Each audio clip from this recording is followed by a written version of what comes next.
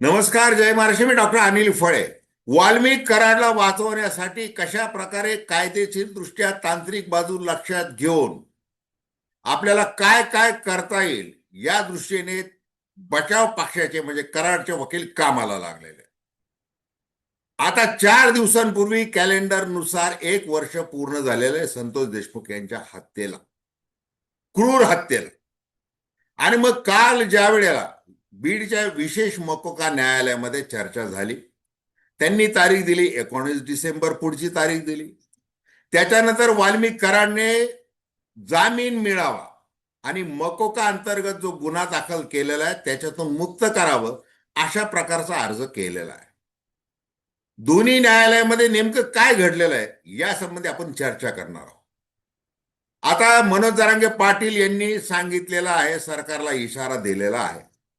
काय इशारा दिलेला आहे की तुम्हाला अजून किती वेळ पाहिजे.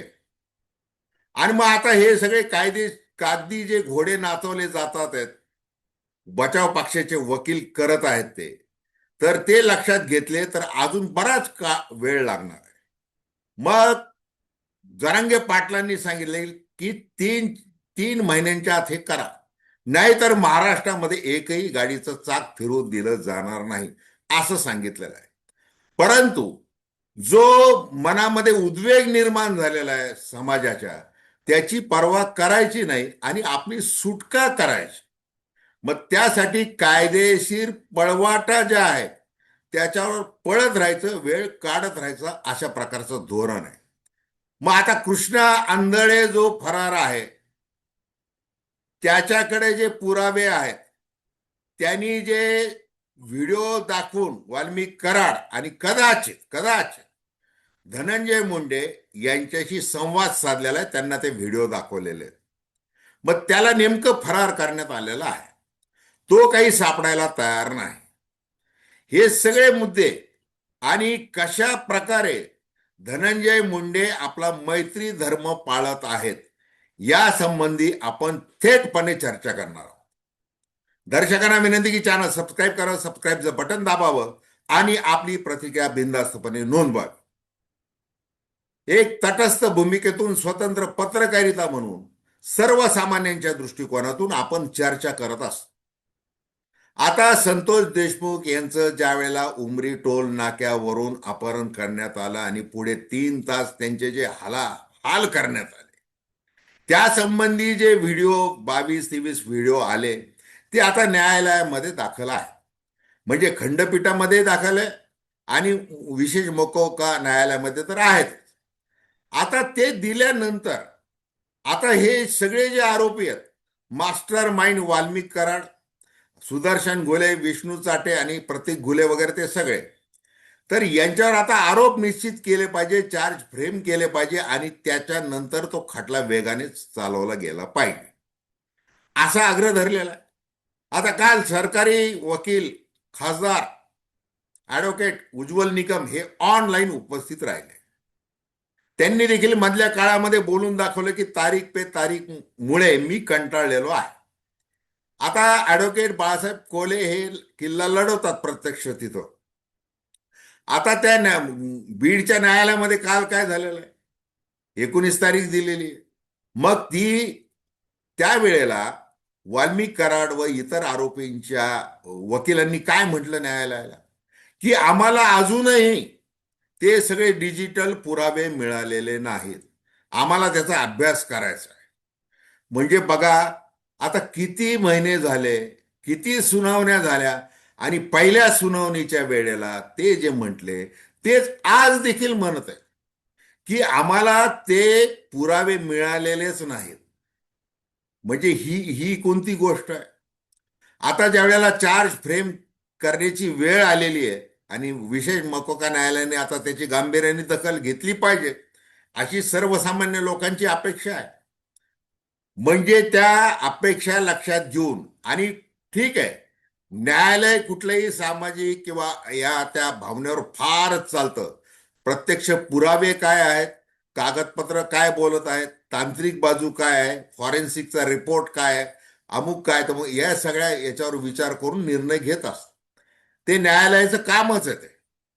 मग ते काम करत असताना वेळेचा अपव्यय किती होतोय याकडे देखील लक्ष दिलं पाहिजे. आता बसवराज तेली हे SITचे प्रमुख आहेत. त्यांनी काय केलेलं आहे, त्यांच्याकडे 3 घटना आहेत. म्हणजे अवादा कंपनीच्या आवारामध्ये जे 6 डिसेंबरला भांडण झालं ते एक आहे. त्याच्यानंतर खंडणी मागितली गेली ते एक आहे. आणि अपहरण करून हत्या केली हे एक आहे. मग त्यांच्या SITने त्याचा तपास केलेला आहे. 1400 पानांचं चार्जशीट त्यांनी दाखल केलेलं आहे. मग असं असताना पुन्हा पुन्हा पुन्हा पुन्हा त्याच गोष्टी. आता कायदेशीर प्रत्येकाला अधिकार आहे. कुणी आरोपी असला त्याला अधिकार आहे त्याची बाजू मांडण्याचा. पण त्यांच्या वकिलांनी किती वेळ त्याच्यामध्ये द्यावा. आणि विशेष मकोका न्यायालयामध्ये सगळ्यात महत्वाचा मुद्दा जो उपस्थित झालेला होता आणि केला गेलेला आहे, ज्याच्यामध्ये वाल्मिक कराड आणि धनंजय मुंडे यांचा सहभाग असू शकतो अशा प्रकारचं कृष्णा आंधळेचं काम आहे. त्यांनी ते केलेलं आहे. ते काय केलेलं आहे, ती मोक्कारपंथीवर त्यांनी जे व्हिडिओ टाकले, लाईव्ह टेलिकास्ट त्यांनी ते केलं. मग लघुशंका करणं असेल, सगळं ते घृणास्पद असं जे काम केलं आणि ते दाखवलं. आणि बघा आम्ही कशी, म्हणजे आम्ही कोणतं शौर्य गाजवलेलं आहे, आम्ही कोणत्या थराला गेलेलो आहे. आपल्याला खंडणी गोळा करायची म्हणजे आपला तो हक्क आहे. आपली दहशत सगळीकडे पाहिजे, सगळ्या कंपन्यांवर पाहिजे, सार्वजनिक बांधकाम खात्यावर पाहिजे, सगळीकडे पाहिजे. कारण दिवसाला आपल्याला 1 कोटी रुपये कमवलेच पाहिजे. आणि त्यासाठी बघा आम्ही किती तुमचं काम करतोय. तुम्ही आम्हाला स्कॉर्पिओ दिले, अमुक दिलं, तमुक दिलं, घोडे दिले, हत्यारं दिले, सगळं दिलेलं आहे. आम्ही कशी तुमची बूज राखतोय हे दाखवताना कृष्णा आंधळेने ते दोघांना दाखवलेलं आहे का, मुंडे आणि कराडला, हा प्रश्न. आणि ते कधी समोर येईल, जर कृष्णा आंधळेला पकडलं गेलं तर. आणि पकडलं गेल्यानंतर त्याच्याकडे जर ते पुरावे त्या वेळचे असतील की होय, म्हणजे कराड, मुंडे आणि यांच्याशी संबंध आलेला आहे, त्यांच्याशी बोलणं झालं, असं जर असलं तर. आता धनंजय मुंडे यांचं मी थेट का नाव घेतोय, कारण की धनंजय देशमुख असतील, मनोज जरांगे पाटील असतील, सुरेश धस असतील, प्रकाश सोळुंके असतील, संदीप क्षीरसागर असतील, बजरंग सोनवणे असतील, सुप्रिया सुळे असतील, या सगळ्यांनी एक मुखी मागणी केलेली आहे की धनंजय मुंडे यांना सह आरोपी करा. मग कोणत्या आधारे केलेली आहे, की खंडणीच्या बैठका झाल्या, सातपुडा बंगल्यावर ते कसे होते, काय उपस्थित होते, काय, हे जाहीर सभांमधून आलेलं आहे. आणि त्याच्यामुळं आपण नाव घेतोय धनंजय मुंडे यांचं थेट, हे लक्षात घ्या. त्याच्यामुळे धनंजय मुंडे असं म्हणू शकत नाहीत की मला टार्गेट केलं जातंय, परळची बदनामी केली जाते, माझ्याविरुद्ध मीडिया ट्रायल केली जाते, असं ते म्हणू शकत नाही, हे लक्षात घ्या. मग आता वाल्मिक कराडची जाहीर सभांमध्ये जर आठवण तुम्ही काढत असाल, मग वाल्मिक कराडच्या कुटुंबाचा तुमच्यावर दबाव आहे.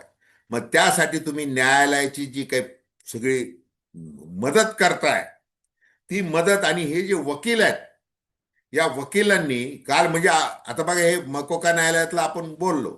आता संभाजीनगर उच्च न्यायालय खंडपीठामध्ये जे 11 ते 6च्या दरम्यान काल जे मॅरेथॉन अशी सुनावणी झालेली, 6-7 तास, त्या दरम्यान काय घडलेलं आहे, त्या दरम्यान असं घडलेलं आहे की वाल्मिक कराडचे सगळे ती सगळी जी काही घटना आहे, त्या पुरावे पुन्हा कोर्टाला सादर केले गेले वगैरे, ते सगळे.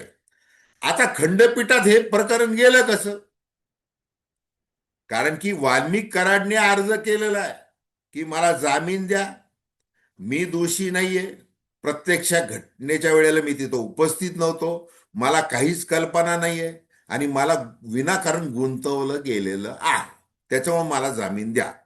दुसरं, मला मकोका अंतर्गत जी काही कारवाई माझ्यावर केलेली आहे, मला अटक केलेली आहे, आणि मला ती अटक ही चुकीची आहे. महाराष्ट्र संघटित गुन्हेगारी कायदा हा मला लागू होऊ शकत नाही. आता एक लक्षात घ्या, ज्या वेळेला वाल्मिक कराड शरण आला 31 डिसेंबरला मागच्या, त्यावेळेला त्यांनी एक निवेदन केलं होतं आणि त्यांनी सांगितलं होतं की माझा कुठं सहभाग नाहीये. परंतु वारंवार माझं नाव घेतलं जात आहे वगैरे असं तसं, म्हणून मी आता सीआयडी समोर शरण येत आहे, हे त्यांनी सांगितलं होतं. आणि मी तिथं नव्हतोच वगैरे, तो असं बोललेला आहे. आणि मग माझा त्या संघटित गुन्हेगारीमध्ये समावेश होतोच कुठं. बरं, मी खंडणी मागितली विष्णू चाटेच्या मदतीने, माध्यमातून ते कॉल झाले, विष्णू चाटेच्या कार्यालयामध्ये आम्ही भेटलो. तिथं आमचे हरामखोर पोलीस जे आहेत, म्हणजे लोकांच्या दृष्टीने हरामखोर, त्यांच्या वाल्मिकाराच्या दृष्टीने मित्र, हे टोळीतले भागीदार, हे पोलिसांच्या उपस्थित चाटेच्या कार्यालयामध्ये मीटिंग झाली. हे सगळं झालं. तिथं समजा खंडणी मी मागितली किंवा मी बोललो, तर खंडणीच्या गुन्ह्यामध्ये खंडणी मागितली म्हणून त्याच्यामध्ये देखील जामीन मिळू शकतो.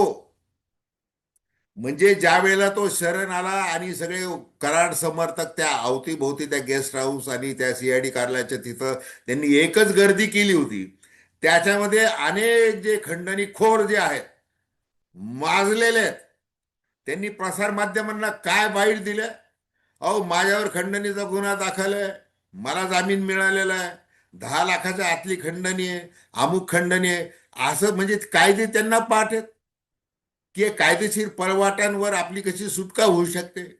आणि मग तशी वाल्मिक अण्णाची झाली पाहिजे असा त्यांचा आग्रह. आणि म्हणून आम्ही त्यांचं समर्थन करत आहे, असं ते बोललेले. केजच्या न्यायालयाच्या भोवती ज्या वेळेला गोंधळ झाला होता, तिथंही तेच बोललं गेलेलं आहे. आणि मग ते बीडला आलं सगळं प्रकरण न्यायालयामध्ये. मग ते विशेष मकोका न्यायालय स्थापन करण्यात आलं. हे सगळे गोंधळ घातले गेलेले. आता ज्या वेळेला तुम्ही जामीन मागताय, तर त्यावेळेला कोणते आधार देताय, कोणते तांत्रिक मुद्दे उपस्थित करताय, तर हे हाणून पाडले पाहिजेत. म्हणून सरकारी वकिलाला काल त्यांनी ज्या पद्धतीने संतोष देशमुख यांच्या कुटुंबासाठी जो काही किल्ला लढवलेला आहे, तो फार महत्वाचा आहे. म्हणजे त्यांनी जे काही तिथं निवेदन केलेलं आहे, कोर्टासमोर सगळे पुरावे सादर केले, लॅपटॉप दिला, सीडीआर दिलं, ते सगळं दिलं. आणि ही जी गँग आहे मोक्कारपंथीची, ही मोक्कारपंथीची गँग कोण चालवत आहे, तर वाल्मिक कराड चालवत आहे. त्याच्यामुळे त्यांनी जो जामिनासाठी अर्ज केलेला आहे, तो जामीन फेटाळण्यात यावा, असं निवेदन केलेलं आहे. आता उद्या म्हणजे 16 तारखेला अजून 3 दिवसांनी पुन्हा खंडपीठामध्ये सुनावणी होणार आहे. म्हणजे एकूण काय आपल्याला कळतं याच्यामध्ये, की प्रत्येक गोष्टीसाठी वेळ मारून न्यायचा आहे. आणि खालच्या ज्या वेळेला विशेष मकोका न्यायालय नेमलं जातं, त्यावेळेला त्याच्यातल्या आरोपींना एकतर जामिनासाठी उच्च न्यायालयात दाद मागता येते का, इथपासून खरं चर्चा झाली पाहिजे. आणि ती चर्चा करण्याचं काम कुणाचं आहे, ते सरकारी वकिलांचं काम आहे. खासदार ऍडव्होकेट निकम, उज्ज्वल निकम यांचं ते काम आहे की हे कसं चुकीचं आहे. कारण हा जर गुन्हा, हा असा रेअरेस्ट ऑफ रेअर ठरलेला आहे. जसं ते पत्रकार सांगतात राहुल कुलकर्णी, आणि दाखले ते देतात, त्या पद्धतीचं हे दुर्मिळ प्रकरण आहे. माणुसकीला काळीमा फासणारं प्रकरण आहे. मग अशा प्रकरणामध्ये आपण लोकांना जसं सरकार आश्वासन देतं, काय आश्वासन देतं, जलद गती न्यायालय, फास्ट ट्रॅकवर चालवलं जाईल, फास्ट ट्रॅकवर चालवलं जाईल. असा जर फास्ट ट्रॅक चालत राहिला, आणि हे जर गुन्हेगार सगळे ज्यांचे पुरावे समोर आलेले आहेत, आणि असं सकृतदर्शनी प्राथमिक पातळीवरचे वगैरे असे नाही आहेत, याच्यामध्ये तपशिलात गेले तर अनेक गोष्टी आहेत. म्हणजे आता वाल्मिक कराड आणि धनंजय मुंडे यांची मैत्री कशी घट्ट आहे. वाल्मिक कराड लहानाचा मोठा कुठं झाला वगैरे वगैरे तेही सोडून द्या, परंतु जे काही कंपन्या स्थापन केलेल्या आहेत, जे काही ठेके उचलले गेलेले आहेत, जे काही हप्ते गोळा केलेले आहेत, सगळ्या अनुदान देतो, हार्वेस्टर अनुदान देतो, अमुक करतो तमुक कर म्हणून जे गोळा केलेलं आहे, त्याचे गुन्हे दाखल झालेले आहेत. मग हे सगळं असताना म्हणजे ऑफिस ऑफ प्रॉफिट पासून ते अंजली दमाने यांनी अनेक मुद्दे उपस्थित केलेले, हे हे हे सगळे केलेले आहेत. त्याच्यामुळं उद्या चालून वाल्मिक कराड बरोबर आपल्यालाही जर गवलं गेलं तर काय, अशी भीती धनंजय मुंडे यांच्या मनामध्ये. मग ते प्रत्येक वेळेला मुख्यमंत्र्यांकडे जातात. कारण मुख्यमंत्री देवेंद्र फडणवीस यांचं दालन त्यांच्यासाठी नेहमी रिकाम आहे. त्यांच्या धनंजय मुंडे यांच्यासाठी वेळ काढला जातो. अगदी ते हत्येचा कट मनोज जरांगे पाटील हा जो आरोप झालेला आहे त्याच्यामध्ये लगेच काय भेट घेतली जाते आणि त्या पोलीस महासंचालक रश्मी शुक्ला यांच्या समोर चर्चा केली जाते. कारण की तुम्ही सत्तेवर आहात, कॅबिनेट दर्जाचे मंत्री आहात, राष्ट्रवादी काँग्रेसचे स्टार प्रचारक आहात, हे सगळं तुम्ही वापरताय. मग आता अशा प्रकारे कायदेशीर सगळे खेळ करून म्हणजे आपली सुटका करून घेणं आणि वाल्मिक करारची जर करता आली तर ती देखील करणे, अशा प्रकारे काम केलं जात आहे. आणि हे जे आपण चर्चा करतोय ही आयक्यू माहिती म्हणजे आहे तर ती नुसतीच वाऱ्यावरची चर्चा नाहीये. ही चर्चा हे जे काही महाराष्ट्राला बघावं लागलेलं आहे आणि महाराष्ट्राचं दुर्दैव आहे की त्याच पक्षातले लोक बोलत आहेत. हे सगळं होतंय सगळं. आता त्याच्यामध्ये एकमेकांवर कुरघोड याच्यामध्ये बाकीचे आरोप करणारे देखील अगदी धुतल्या तांदळाचे आहेत असंही म्हणता येणार नाही. परंतु काय हे दोन राजकीय वायऱ्यांच्या भांडणामध्ये हे अशा प्रकारे गुन्हेगारांना कसं संरक्षण दिलं जातं, मग एकमेकांवर तोंड देखले आरोप केले जातात. परंतु मूळ प्रकरण आणि मग जो संतोष देशमुख यांचा नाहक बळी गेलेला आहे क्रूर पद्धतीने, त्या त्या संतोष देशमुख यांच्या आत्म्याला न्याय कसा मिळणार, कायदा आहे की नाही हा प्रश्न आहे. आणि हा कायदा वेळेवर न्याय देईल का हा खरा प्रश्न आहे. तर धन्यवाद. हा व्हिडिओ आपल्याला आवडला असल्यास अवश्य शेअर करा, सबस्क्राईब करा आणि आपल्या प्रतिक्रिया बिनधास्तपणे नोंदवा. धन्यवाद.